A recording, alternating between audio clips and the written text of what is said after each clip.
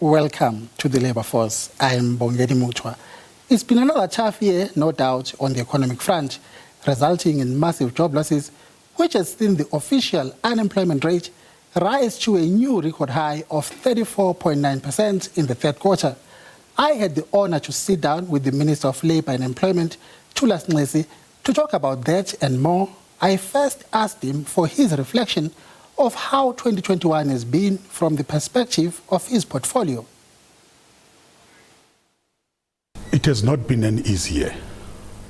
It has been a very challenging year. And from our side as employment and labor, the two issues which have been the biggest crisis has been the pandemic, which goes with the unemployment, because the issue of the pandemic, it's linked to the issue of the economy. So we've had big challenges. And remember, if I were to take you back, even prior to the pandemic, the economy was going down and ended up with a recession. And then came the pandemic. Someone might say, coming from the total shutdown of the economy last year upon the outbreak of the pandemic, where the economy, of course, crashed by that 7% contraction, that looking at these record high rates of unemployment for this year that we've seen 3 consecutive quarters, that maybe from a technical definition of unemployment, it would mean that there are more people going out to look for jobs now that the economy has reopened, and perhaps the economy is going through a good recovery at the moment. As the Minister of Employment and Labour, when you look at these 3 consecutive record highs of unemployment rate, do you factor in that kind of perspective as well that I've tried to outline, or not? Well, certainly, economists would talk about the actual unemployment rate. They would talk about the expanded unemployment rate. So we have to take that into consideration. But what we just have to accept, whether you talk expanded or not, but the reality is that we're talking about a very high unemployment rate in the country. We're talking about with the youth, which is very, very high. It's a matter which we have to deal with, and it can create social discourse. So that is why the president had to pull us together and gave us an instruction at the NEDLEC to come up with a reconstruction plan, which is going to be able to respond to the issue of the growth of the economy and the jobs. And I want to emphasize this. The economy, the jobs are not just going to be created unless the economy grows. So there is a relationship between what we are talking about. That's why the measures which have been put in place, measures which are talking about the ramping up the public the infrastructure in the country, in mass for that matter, talking about industrialization and localization, talking about mass public employment, talking a number of measures, the issue of maybe looking at the environment and some of the issues of agriculture and food security, and how do you scale up the issue of the small businesses, because it's very clear everybody is saying the future lies with the small businesses. How do we improve in that particular environment?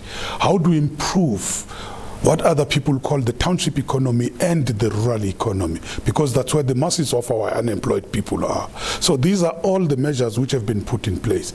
In fact, all that it says, time for talk is over now.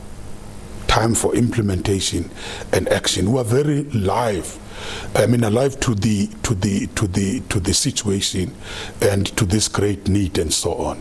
And we must just speak in one voice, but act together as business, as labor and government, but together with the communities. But we need to understand that government is not going to do it alone. Government will have to work with the social partners. Government will have to work with the communities. But that time now, it's not later.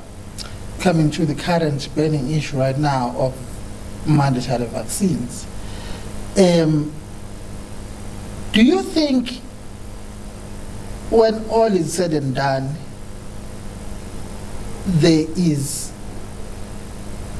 it's possible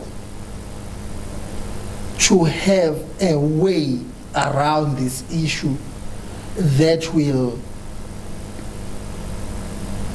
not satisfy everybody, maybe, but that will not leave significant portions of society seriously aggrieved, perhaps feeling that their constitutional rights have been violated in the manner that ultimately this whole issue will be finalized and implemented, the issue of mandatory vaccines?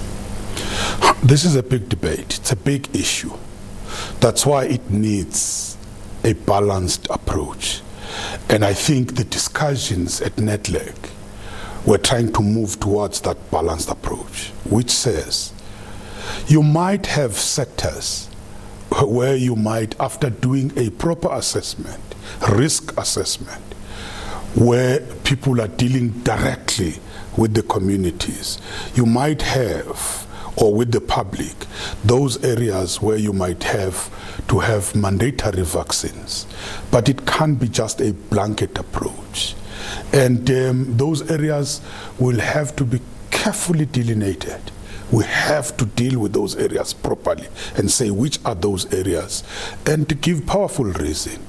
That's the first point. So we need to have directions in relation to that. You've heard, even inside, even in the media, the big federations are opposing the mandatory part of it, but they are agreeing to the issue of mass campaigns.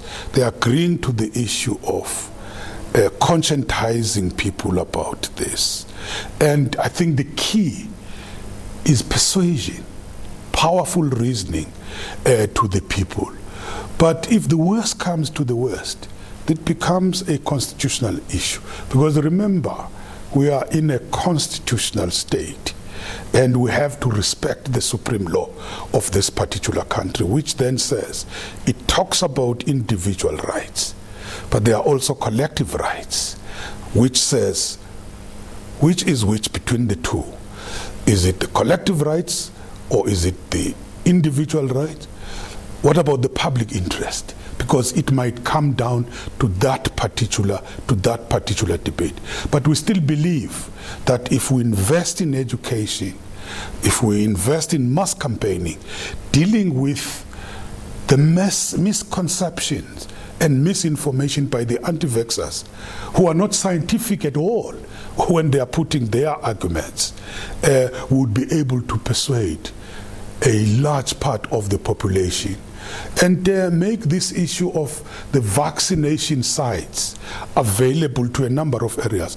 I've heard other people calling for the churches. We think that the churches are very important because they command a mass constituency, and their leadership tends also to be listened to by their followers. So this needs further engagement. But as and when the Constitutional Court, and I think we've encouraged those who have gone to the court to get a declarate in the Constitutional Court, we've encouraged them, because at the end of the day, this is a constitutional, legal, and a rights issue, and which is in the Constitution, and no one, including us, whatever we want to do, will be above the Constitution. And we think that once that comes from the Constitutional Court, it will be able to guide us, and we have a balanced approach. Mr. Nxesi, thank you very much for your time, and I wish you have a Merry Christmas, and look forward to seeing you in the new year,